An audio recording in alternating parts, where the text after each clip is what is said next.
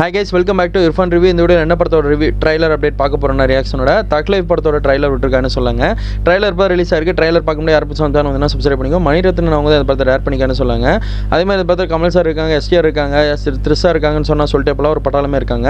Trailer இப்போ தான் விட்டுருக்காங்க. ட்ரைலர் ரியாக்ஷனோட பார்த்துடலாமாங்க.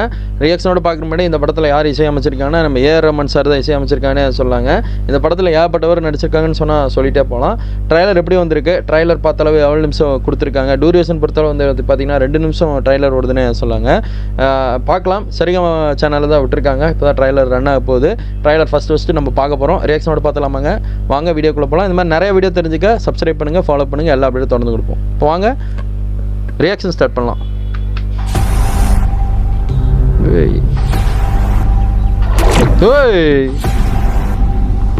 சூப்பருங்க.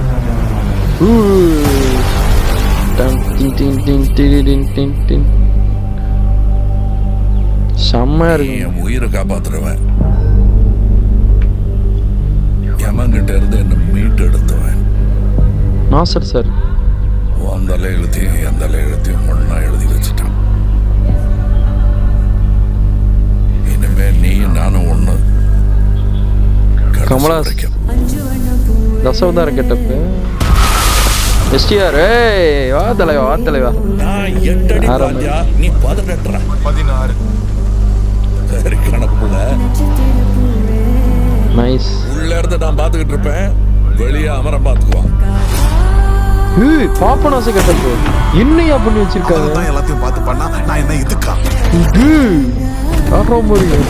எனக்கு ஏதோ சரியா படல. சரி வேண்டாம். த்ரிஷா வா தலைவி வாங்க.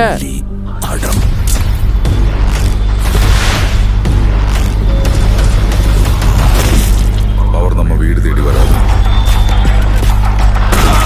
அவதான் கையில் எடுத்துக்கணும். வேற லெவலுங்க, வேற லெவலு. ஜான் வாங்க வாங்க.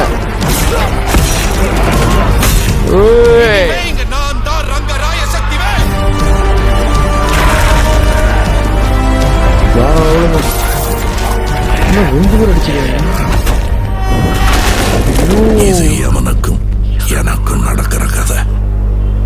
நீயா நானா?